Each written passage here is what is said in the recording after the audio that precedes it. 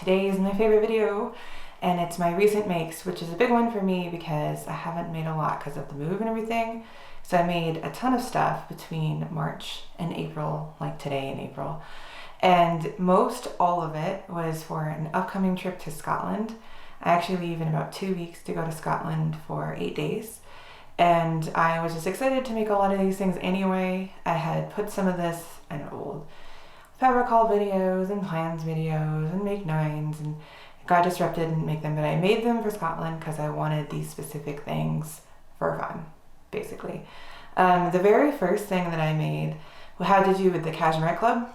The Cashmerette Club had released the Carlisle T-Shirt, and I have some great video spins and pictures that I'll put up as I talk about it over here. And the Carlisle T-Shirt that came out for the March pattern is a square neck T-shirt that I have right here.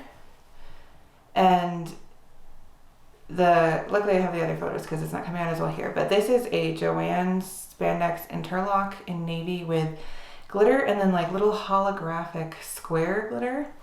And I did I think 18 to 20 grading to the hip on this one.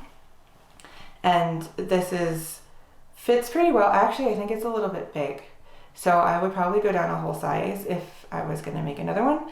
And then I get, on more than one cashmerette pattern that I've made lately, gaping up here in the top.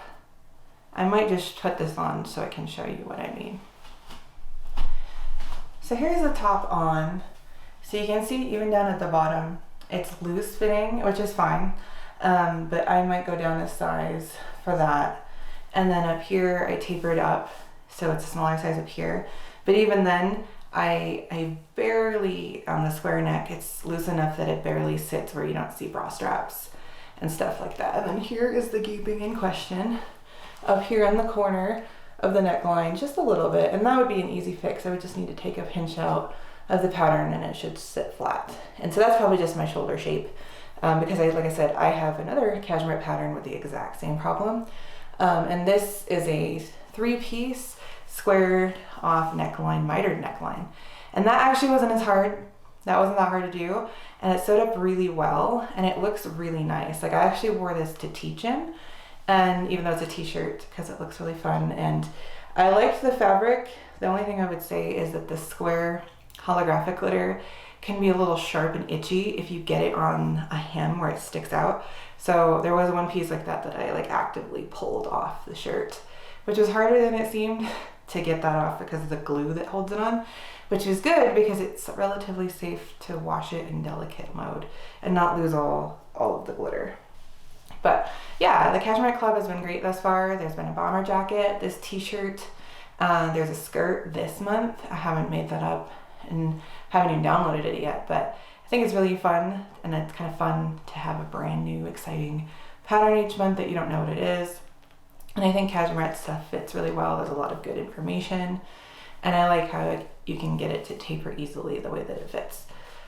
So yeah, I really like this shirt. I think it's fun. It's gonna be fun in Scotland wearing something glittery, and I love glitter and sparkle and shiny things anyway, as you'll see with my next make. So I also have some good photos and video of this one that I took outside when it was still nice out. Here where I live, it's snowing today, but it was Friday. On Friday it was 70 degrees. And so it's been kind of cold and snowy the last few days, and it's gonna warm up again. But this shirt, or sweatshirt, is made from a brushed terry, a French terry from Joanns they don't sell this anymore, but this gold foil kind of reflects like a gold, rose gold in person. And then it's on what they call burnt toast, but it's kind of like a mauve color. And this is made from the Cashmerette book pattern. This is the Stanway T-shirt pattern. This is not designed for French terry or to be a sweatshirt, but this fabric is ridiculously hard to find any ribbing for or anything stretchy. That's why I made it this way. I couldn't find a pattern that worked. So basically I made a sweatshirt t-shirt, and because the pattern is designed for lots of stretch and this fabric has almost no stretch, I sized up the whole Stanway So I did an 1820 on the other one, so this one was a 2022 grading so that I would have enough ease. And it generally is fine. The one problem I have, like I said, this is also for other cashmere things, is I'm getting gaping on the shoulder line a little bit on the neckline, and I get it right here across the shoulders. And I think it's just because my frame size, I am a tall individual, and it pulls here. So future patterns, I might need to check this and just expand this top part a little bit, like put a little bit of a wedge here so that I get more shoulder room so it doesn't pull. But it does that on my other cashmere thing, so it's probably just how I need to adjust the pattern. But I never made the Stanway shirt, and obviously it's supposed to have stretch, so maybe with the stretch it helps it sit nicely. So I'll see. I'll actually make it in the proper fabric eventually. But do really like this. It's really comfortable to wear. Like even though it pulls a little bit there, it's very, very nice to wear. It was easy to sew up, and I ended up with both cashmere patterns adding 2 inches to the length and 2 inches to the sleeves at least. And that's because on the other one, the sleeves came to my elbow and they're supposed to be 3/4 length. And on this one, you can even see like it's barely long enough. So that's one thing with also cashmere. I have to lengthen all the sleeves and all the things. And even this, without the extra 2 inches, it would land right at my belly button, which is not where I would prefer a sweatshirt to sit. But yeah, this will be fun for Scotland, nice and warm, because it'll be on the cool side there, like highs in the 50s, maybe to 60, and lows in like the 30s. My next makes were included in my haul video from Joanns, and there was just kind of something quirky and fun that I was gonna make matching undies for me and my partner before we went to Scotland, just for fun. He likes the Walbrook briefs from Greenstyle Creations, and I'd only ever made 1 pair, and so I was gonna make him a few more pairs. I figured if I'm cutting out for him, I might as well make some stuff for myself. So I used the Ellie and Mac Feeling Frisky panties for mine. And so they're the same for both, and I'll show you the differences. So the first pattern was the strawberry print fabric from Joanns. This is a double brush poly. And so this is the men's Walbrook briefs in the long version with the non-functioning fly and the encased elastic. So I used my serger and zigzag stitches on my sewing machine for this. What I really like about the men's pattern is that it encases the fly entirely if you want to. It's pretty easy to do that, and it makes it really kind of nice and sturdy and kind of luxurious feeling. And then this is the first time I tried the encased waistband as well, and so we'll see how he likes that. But this is kind of the cute little pattern, the little strawberries. They call it navy at Joann's, and it looks great to me, even in person, camera or not. And then for my pair, I chose to do black fold over elastic. And these are the Feeling Frisky panties. And this fold over elastic that I used is really nice. The bottom is this elastic. I can't remember even where I got it. It's shiny fold over elastic on one side and plush on the other side. So I did the shiny side out, but you probably can't see because it's black. And then the plush side on the inside. So the part that touches your skin is the plush. And then I did a slightly larger fold over for the waistband, and that one is just completely plush all the way around. And then I tried 2 different seam enclosures on this one. This one I sewed the elastic on and then did the seam. And I find that on a serger and stuff, it just never quite equals out. You get like a uneven hem there. But it's underwear for me. No one's gonna see it except for the video, so like, who cares? But I like them. They're very comfy. This fabric feels really nice. I know a lot of people like to use cotton, but for some pairs, I don't mind that it's polyester. Then the other print was like the line art cats. And then for this one, everything is the same. It's the long version of the Walbrook briefs. And then I did the exposed plush elastic on this. This worked a lot better than the last time I sewed it. I think a secret is that for the plush elastic, you need a much bigger needle size than you would think. I was trying to sew it with a 70 stretch needle, and it kept pulling the elastic through. And it happened a little bit here. There's a little squiggle. But I used an 80 this time and had a lot less problems. So maybe I'll even try a 90 next time. And then everything else, like I said, is the same. So we got these kitty briefs. And then the Feeling Frisky kitties. And then this one is the exact same elastic as the other one. And I did the different waistband in this one. But this one is the one that I did the elastic after doing the seam. And I think it just looks better, even though I hate it. I think I would much rather sew men's underwear than women's underwear. Something about trying to stretch fold over elastic while you sew it and then kind of connecting the edges once you get there and whatnot. I just don't enjoy it as much. I'd rather make a bra even.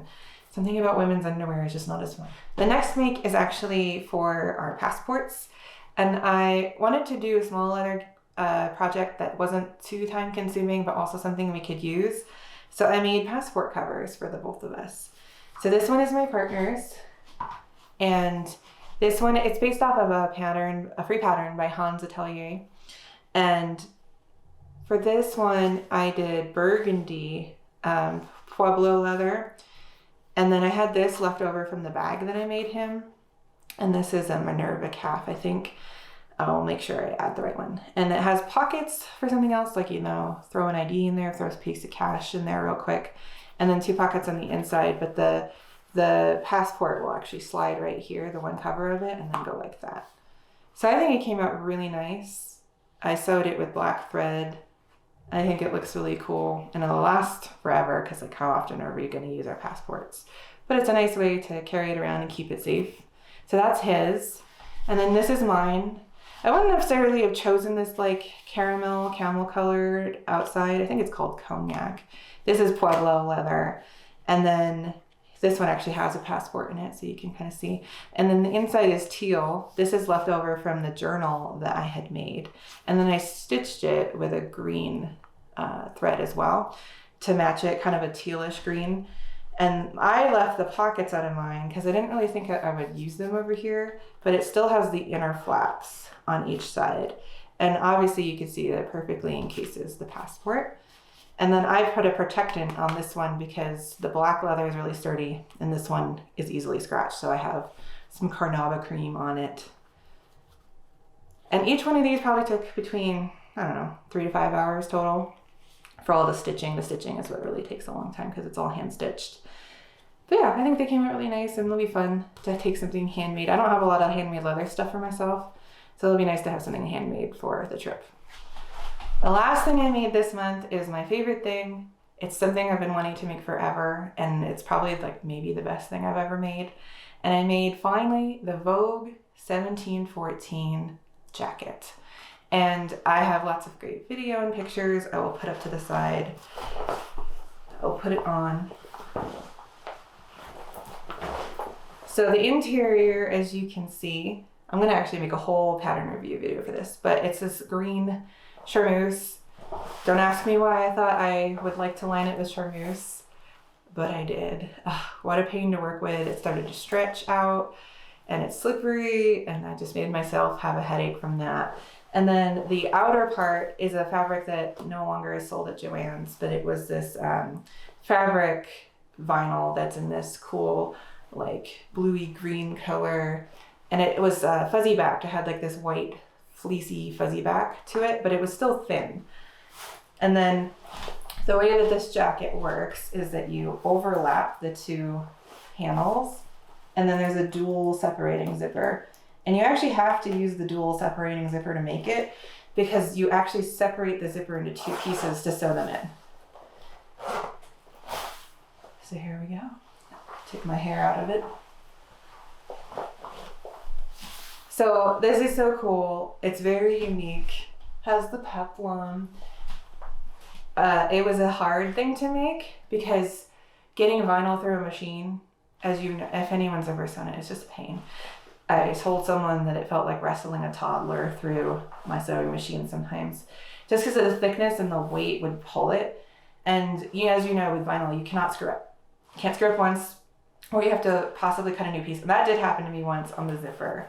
I sewed a part that I shouldn't have sewn yet, where the zipper was going to go, and then I had to undo it, and I had to cut a whole brand new piece because I ruined it, because it would perforate if I sewed it, or it would have made the seam allowance shorter, which would have made the whole thing set off wrong in the proportions. And the only thing I didn't do the same as the actual pattern is how I sewed the sleeves. They wanted you to like slip stitch the sleeve to the lining on the inside, and I was not about to do that to vinyl. It just seemed bad for a lot of reasons. So I did the thing where you pull out through the little birthing hole the two sleeves and you sew them together, and then you pull them back through. And then I top stitched after that. And that worked really well. It feels a lot better. It looks a lot better. And there's a ton of top stitching on this jacket. This is where the shoulder pads went. I did small one, but you can see it's still a very bold shoulder. And I think it came out great. It's warm. It actually fits perfect, even though I made a straight from the pattern Vogue size. Didn't adjust it at all. Everything is exactly what it was on the Vogue pattern. And it fits me perfectly. The waist, I didn't even grade between sizes. I just did it as is. And I was so scared it wouldn't fit. I kept trying on the pieces as I went. But I haven't seen a lot of these made, and none out of this material. But if I was going to give advice, if you don't watch the full pattern review, choose the lightest vinyl or faux leather you possibly can, just for ease of sewing. And because the peplum, my peplum has a lot of pep. And it really peps in the front because it's thicker. And that's why it kind of sits flat here, because there's two layers, and then it goes poop. So if you want it to kind of fall flat, go light. If you want a lot of pep to your peplum, then go really stiff. But there is some double layered stuff, so you want to just be careful of like how thick you're going to end up getting with your seam allowances, especially around the zippers and the top stitching. The hardest part to sew was the collar, because there was a clipped V, opposing curves, and it was awful.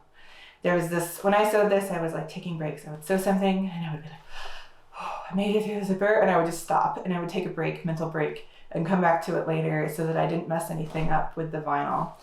But I think it's so super cool, and I am definitely taking it to Scotland. I don't know, it's kind of a unique pattern. Would you make it? I don't know if it's my wear everyday coat eventually, but I absolutely love it, and the color, and yeah. So I'm probably not going to film any more makes between now and after I get back in May, but what a fun set of things to take with me. And I hope you like this video, and I'll see you next time.